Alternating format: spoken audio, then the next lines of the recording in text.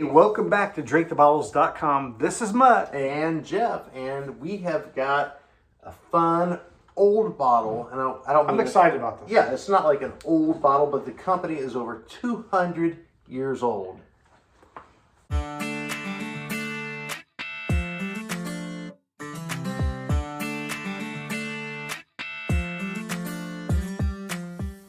Overholt, and so their website is actually overholtrye.com. This is like a 95 proof, 80% rye, 20% malted barley, and unfortunately, you see a lot of Overholt products kind of on the lower bottom shelf of your liquor stores, but they've been around forever. They know what they're doing. You don't last 200 years and not know what the heck you're doing, right? So this is the Monongahela mash, is what they call it. So we're going to dig into this. Can you say that again? Monongahela mash. All right. Love the color of this. It's like honeycomb almost. Yep. Yeah, something like that. Dark gold. And for 80% rye, it doesn't present like that, Nope, right? not at all. I mean, I would never look at that and go, ooh, that's a rye. I mean, No, but I will say a little bit on the back end of the nose, I get a little spice on that. Do you taste that? Do you smell that, I should say? yeah, I do a little bit of that, and honestly, there's a slight, almost like clove. I don't know. We obviously don't have to agree on everything, but we're giving you some options. And the lovely thing about the bourbon and whiskey and rye whiskey community is what we smell and taste may not be what you smell and taste, but we're presenting to you what we taste at this time with the bottle. This has been recently opened. This drinking neat from the Glencairn. Yep. And if you drink it differently, if you pour it over something, if you put some ice with it, some water with it, completely different profile. And that's the beautiful part about this. And that's one of the things I really appreciate either reading about or listening to people's reviews over anything is just the different nuances that people have. And sometimes there's been, well, countless times I guess I would disagree with what I get. Oh yeah, for sure. Exactly. And sometimes you can pick up on that. I try not to read any reviews about anything that we taste because I don't want to know. Or even the distiller, like, oh, this is a blah, blah, blah. Because no offense, they're trying to sell that product, right? And they're trying to give you 42 different descriptors of what it is. And I think that so Woodford or Makers, one of them, they have literally over 300 descriptors. Over the years, they've collected all those descriptor notes of what people said. We were talking about that recently. Yeah, exactly.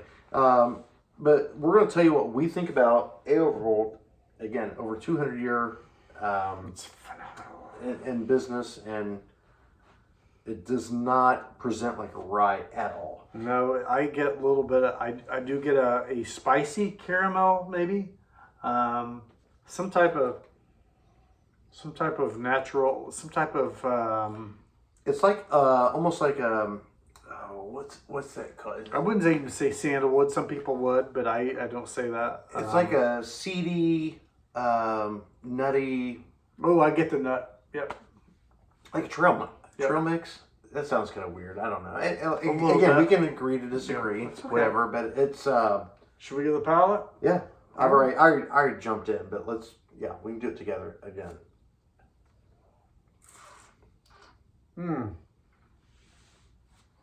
I'll be honest with you. I picked up a hint of mint or clove maybe on Clove for sure. See, I got that on the nose. I feel it back on the or taste it. Yeah, it's wow, big clove up front for me.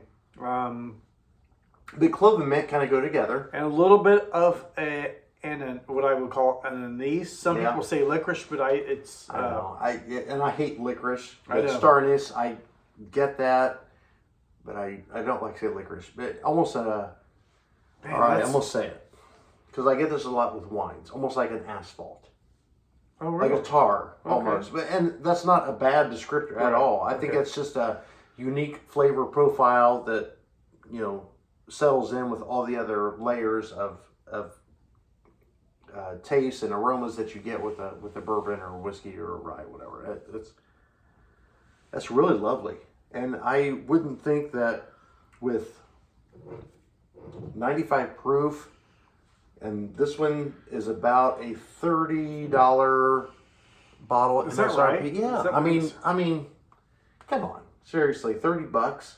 You would love that all day long. Some of the $30. profiles that I'm picking up on the palate, I think people would hope to expect they would find in a $80 or a $100 bottle. And that's what I was getting ready to say. If somebody poured this for you, maybe that's your first pour of the night. If somebody poured this for you, I don't think you would ever say, oh, that's a $30, $40 bottle of Oh my whiskey. gosh, no, absolutely I not. really don't. I think that's No. There's something special about this? it's super smooth. It doesn't linger on forever. No. Which I get a little burn though. You do. Okay. That's just me though. Yeah. A little bit. But again, 80% rye, you should get a little bit of that Right, burn. yeah. But I just think that drinks beautifully. I'm sold. Yeah, I am too. And this is one that I think gets overlooked probably more than it should. And the see, I can't even say that. No. Monongahela mash is what they call it. And obviously Overholt has a bunch of different selections out there. But $30-$40, I would consider this a daily drinker for sure. Absolutely. I think it's great. I think I've done a nice job with this. I think you get a lot of those, I hate to say baking spices, because I probably use that more than I should, but it is that... Almost a toasted. Yeah, it is almost a toasted actually. But you get that cinnamon, you get that nutmeg, you get the vanilla and all that at the end. I think it's a great solid pour. And for, what I say, $40 or whatever, you can't beat it. Great. It's actually great. So go to drinkthebottles.com. We're going to give our full review of this because we will go back and taste these again after tonight. And we always taste neat. So maybe that's a downfall for us. I don't know. That's just how we prefer to do it. Well, and I think it gives the best raw expression of what the distiller was trying to do, or it's about as close as maybe maybe this is overstepping a little bit. Maybe it's as closest to a straight from the barrel as possible. Well, it's just one of those things like we're not going to take this and we're going to pour it over Coke and ice. I mean, what the hell is that for, right? Yeah. So we like to taste them straight, neat, and give you our full expression. And then what you want to do with that whiskey afterwards, that's up to you. If you want to pour it over something, put some ice to it, water, whatever, then do that. But you don't need to do that with this. No, for an 80% rye, 20% malted barley, this is phenomenal. Mm-hmm. So, yeah. Well done. I can see why they've been in business for over 200 years. Yep.